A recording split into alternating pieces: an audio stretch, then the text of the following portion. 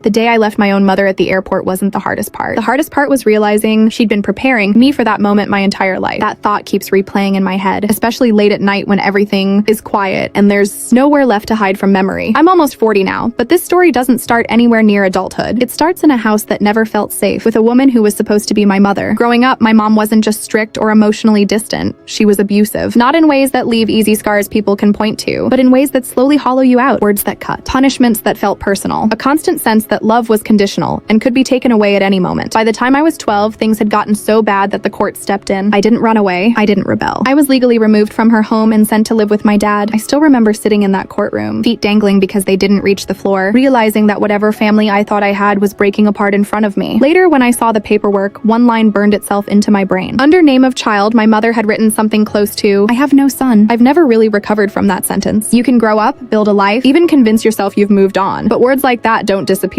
They just wait. After I left, contact with her became rare and awkward. A brief reconnection at 17, another attempt in my early 20s. Nothing ever stuck. Every interaction felt like walking into a room filled with old traps I could never quite see. Meanwhile, I was drinking. A lot. What started as a way to numb the past turned into a lifestyle that swallowed more than 2 decades of my life. Alcohol became my buffer between who I was and what I remembered. It worked until it didn't. In 2018, I finally got sober. Sobriety does this brutal thing where it hands your past back to you, unfiltered. Once the fog lifted, I felt an overwhelming need to reconnect. Not because I believed things could be fixed, but because I needed peace. Real peace. The kind that doesn't depend on running away anymore. That meant reaching out to my family, including my mom. She was nearing 70 by then. Out of 3 kids, she had no contact with 2. Part of me hoped time had softened her. Another part of me knew better but tried anyway. Reconnecting was complicated. At one point, I asked her carefully if she had ever reflected on how things were when I was a kid, whether she felt any regret. Her response was immediate and dismissive. "You're an adult now. You need to let it go already." That was a turning point for me. I finally understood that if forgiveness was going to exist, it would be entirely one-sided. There would be no apology, no accountability, no acknowledgement. Any relationship we had would be built on me swallowing the past and pretending it didn't still hurt. And somehow, despite knowing all of that, we stayed in touch. We argued often, usually over small things that never stayed small. But we also had moments that felt almost normal. Family reunions, shared meals, even a 3-week overseas trip together that, against all odds, didn't completely fall apart. It gave me hope. Dangerous hope. So when last summer rolled around, I made a decision that now feels heavier than it should. I invited her to visit my city. A band she'd loved since I was a kid was playing nearby. It felt symbolic in a strange way, like offering her a piece of the past that wasn't painful. I planned everything carefully. She'd arrive Wednesday, concert on Thursday. Friday, she'd fly out to visit my sisters. Saturday morning, I'd leave early for my own trip. Clean, simple, controlled. She agreed. When she arrived, she casually mentioned something that immediately set off alarms in my head. "Oh, I only bought a one-way ticket," she said. "I'll book the return later." I didn't like that at all. I reminded her more than once that she needed to book her Friday flight. I was clear, or at least I thought I was. I didn't want anyone staying in my home while I wasn't there. That boundary mattered to me more than I realized at the time. She nodded, changed the subject, smiled. Thursday came. The concert was fine. Enjoyable even. For a few hours, it almost felt like we were just a normal family. Then Friday arrived, and that's when everything started to unravel. Friday morning felt different the moment I woke up. There was a quiet tension in the air, the kind you feel before an argument even starts. My mom was already up, sitting at the kitchen table with her coffee, scrolling on her phone like everything was normal. Too normal. I asked her, casually at first, "So what time is your flight today?" She didn't look up. "Oh, I haven't booked it yet." That knot in my stomach tightened instantly. "What do you mean you haven't booked it yet?" I asked. "You said you were leaving today?" She sighed, finally putting the phone down. "Prices went up? It's ridiculous. I'm not paying that." I stared at her, waiting for the punchline. It didn't come. "So what's the plan?" I asked. She shrugged. "I'll stay a couple more days. No big deal." It took me a second to process what she was saying. Not asking, not checking, deciding. "You can't," I said slowly. "I'm leaving early tomorrow morning. We talked about this." Her expression changed immediately. Defensive, offended, familiar. "I'm your mother," she said. "Why are you acting like I'm some stranger?" I took a breath. I'd learned to do that over the years. Pause. Stay calm. Don't let it escalate. "It's not about who you are," I said. "I just don't want anyone staying in my house while I'm gone. That's my boundary." She laughed. Actually laughed. "You don't trust me?" "This has nothing to do with trust," I replied. "It's about my comfort. I don't need to justify that." Her voice rose. "This is unbelievable. After everything I've done for you." There it was. The old script. I reminded her again that I had been clear from the start, that I'd asked her multiple times to book the flight, that this wasn't a surprise rule I'd invented last minute. She crossed her arms. "So you're really going to kick your own mother out?" "I'm asking you to stick to the plan," I said. "The one you agreed to." She shook her head, eyes narrowing. "You've always been like this. Cold, rigid. Your father poisoned you against me." That hit harder than I expected. It always did. "I'm leaving at 5 a.m. tomorrow," I said firmly. "You need to be on a plane today. I'll even help cover the extra cost." She scoffed. "I don't want your money." "Then what do you want?" I asked. She stood up abruptly. Fine, take me to the airport. The room went quiet. For a moment, I genuinely thought she was bluffing, that this was another test. Another moment where I was supposed to panic, apologize, beg her to stay. I didn't. I nodded. Okay, let's go. Her eyes flicked to mine, searching, waiting. I saw it clearly then, the expectation that I would cave. That I always would. I didn't say another word. I grabbed my keys, helped my daughter get her shoes on, and walked out to the car. My mom followed in silence,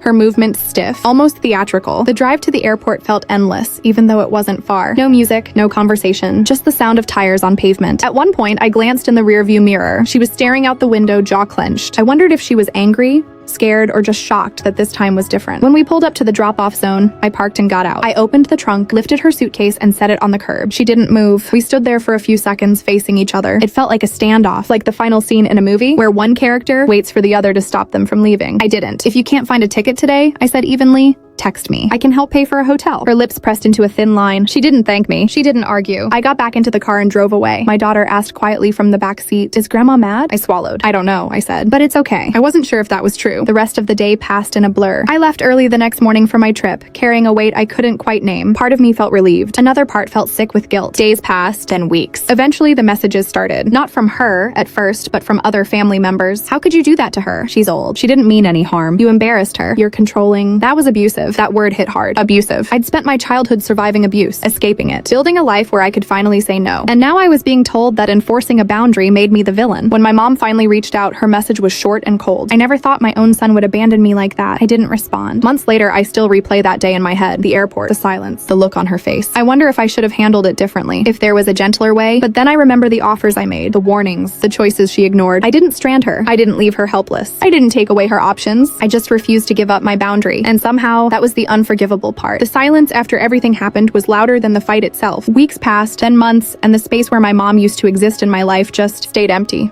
No calls, no apologies, no acknowledgement of what actually went wrong. Just distance and other people filling that distance with their opinions. My sisters were the first to reach out. One text said, "She's really hurt. You didn't have to humiliate her like that." Another said, "You know how she is. Why couldn't you just let her stay?" That phrase, "You know how she is," felt like a punch to the chest. I did know how she was. I had known since I was a child, hiding in my room, counting the minutes until it was quiet again. Knowing how someone is doesn't mean you're obligated to absorb it forever. Still, the guilt crept in. Late at night, I replayed the airport scene over and over. I imagined alternative endings. What if I had just let her stay? What if I had delayed my trip? What if I had ignored that tight feeling in my chest and swallowed it like I always used to? But every time I followed those thoughts through, they ended the same way. Me being uncomfortable in my own home, me resenting her quietly, me teaching my daughter, without saying a word, that boundaries don't matter when it comes to family. That scared me more than being called the bad guy. A few weeks later, my mom finally sent another message, longer this time. She wrote about how lonely she felt at the airport, how she sat there for hours watching families say goodbye, how she told strangers she was visiting her son, but things didn't work out. She never mentioned the spare offers I made, never mentioned refusing the flight, never mentioned ignoring my boundary. The message ended with, "I raised you better than this." I stared at my phone for a long time. That sentence cracked something open in me, because the truth was, I raised myself better than this. I didn't reply right away. Instead, I talked to my partner. I talked to my therapist. I sat with the discomfort instead of trying to escape it like I used to with alcohol. And slowly, something became clear. This wasn't about the airport. It wasn't about the ticket. It wasn't even about the trip. It was about control. You can love someone and still say no. You can care deeply and still walk away. You can be a good person and still disappoint someone who refuses to respect you. Months later, my mom and I are still not speaking regularly. Sometimes I feel sad about it. Sometimes I feel relieved. Most days, I feel steady. I don't regret taking her to the airport. I regret that it had to come to that, but I don't regret choosing myself. I don't regret protecting my home. I don't regret modeling boundaries for my child. I don't regret refusing to be manipulated by guilt dressed up as love. And yet, the question still lingers in my mind, especially on quiet nights. Did I do the right thing? Was I too harsh? Or was this the first truly healthy choice I ever made? I didn't leave her with nothing. I didn't trap her. I didn't punish her. I just stopped sacrificing myself to make her comfortable. So I keep asking myself, AITA, or was this simply the cost of finally standing up for myself?